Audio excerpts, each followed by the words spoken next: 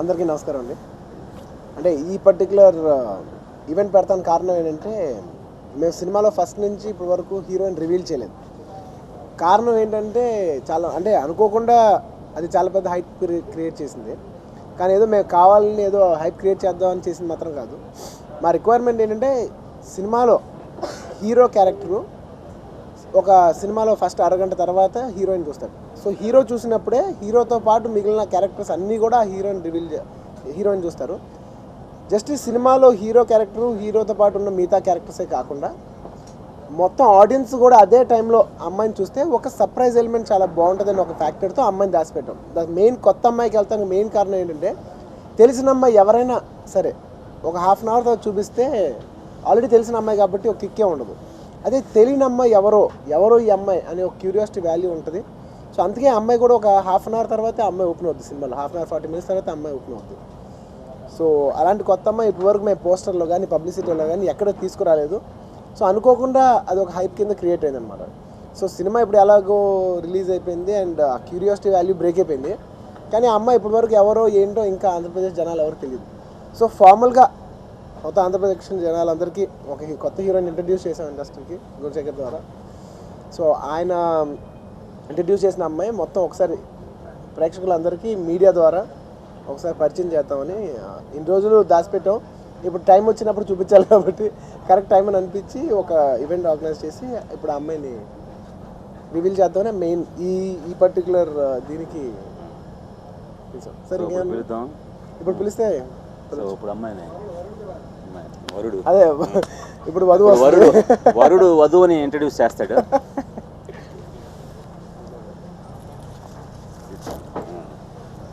చెప్పండి ఒకసారి పరిచయం చేయండి.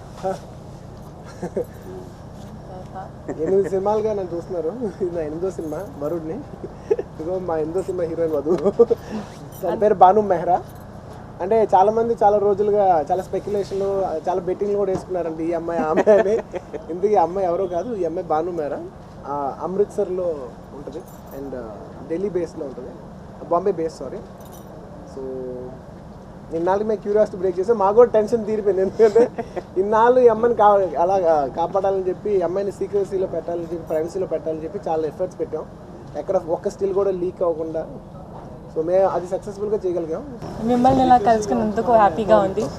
నా పేరు భానుశ్రీ మెహ్రా. వరుడు సినిమాలో దీప్తిగా నేను అదరిస్తున్నందుకు సంతోషంగా ఉంది. నెక్స్ట్ టైంలో తెలుగులో పూర్తిగా మాట్లాడతాను.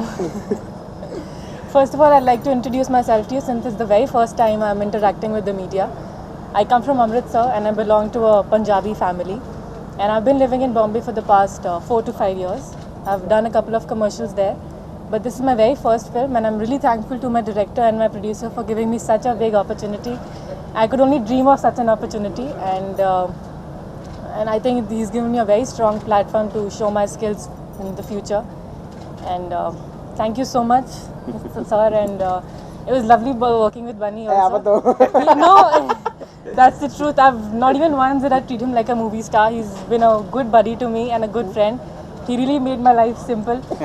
And I'm very nervous right now also. And when I came to Hyderabad first, I was just like this because I didn't know anyone in the city. And but thanks to these guys, the entire team's been very, very supportive and very cooperative for making my life so easy. And I think I've become a family member to them. And I had a fun time shooting for this film. Have great memories that I'm going to carry it forward throughout my life. Yeah, and I really thank my co-stars, and it was lovely working with such big people like Suhasini Garu and Ashish ji and Naresh ji. And the entire team, obviously, it's a collective effort.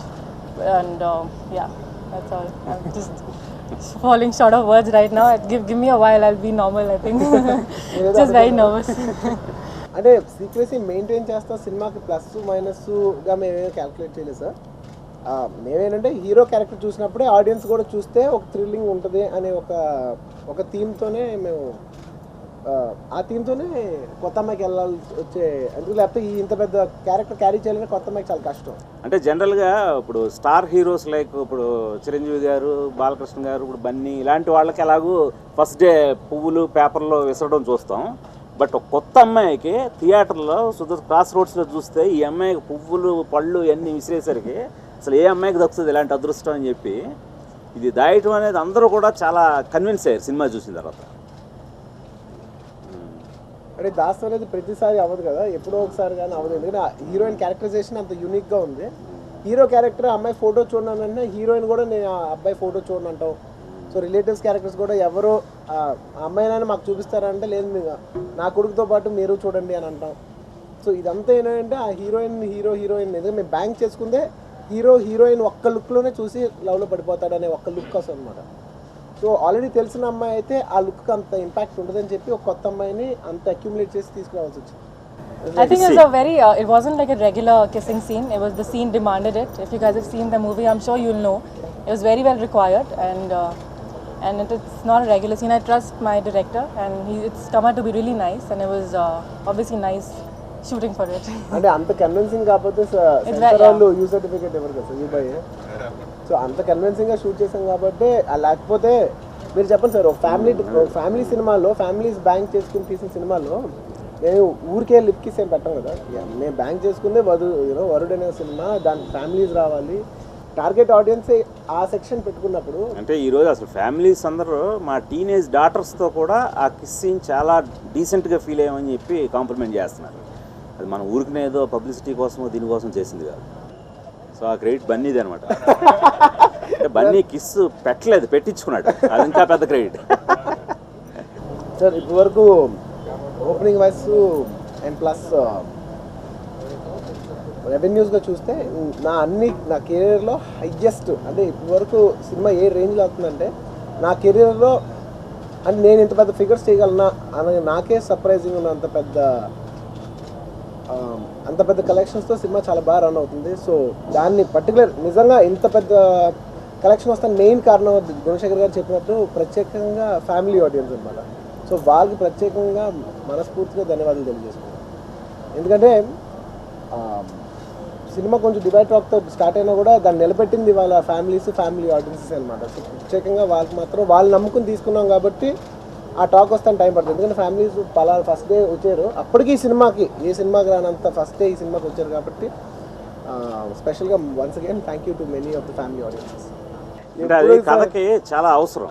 యాక్చువల్గా బన్నీ కథ విన్నప్పుడు Bunny very particular, sir ఈ characterisation చాలా స్ట్రాంగ్గా ఉండాలి, artist కూడా చాలా స్ట్రాంగ్గా పడాలి, ఎందుకంటే వాడు ఎంత స్ట్రాంగ్గా ఉంటే నాకు హీరోకి ఇంపాసిబుల్ టాస్క్ ఉండాలి. అక్కడ అంత ఇంపాసిబుల్ టాస్క్ నుంచి హీరో అచీవ్ చేయాలంటే అక్కడ వాడెవడో వీక్గా ఉంటే అంత ఫైట్ చేయాల్సిన అవసరం లేదే. ఇప్పుడు మనం కూడా మెయిన్ ఏంటి, ఫస్ట్ ఆఫ్ మ్యారేజ్ అయితే ఆ సాంప్రదాయాన్ని ఎలాగైతే మనం ఎస్టాబ్లిష్ చేసామో ఆ సాంప్రదాయాన్ని అడాప్ట్ చేసుకున్న వ్యక్తిగా ఆ సాంప్రదాయాన్ని నిలబెట్టడానికి అవతల సాంప్రదాయానికి వ్యతిరేకంగా చేస్తున్న వాడి నుండి అమ్మాయిని పొందాలంటే టాస్క్ చాలా పెద్ద అవ్వాలి. పెద్దది కాకపోతే దానికి బన్నీ కూడా అవసరం లేదు, పెద్ద హీరో కూడా అవసరం లేదు. సో ఇది ఈ రోజున అందరూ కూడా ఫీల్ అవుతున్నారు.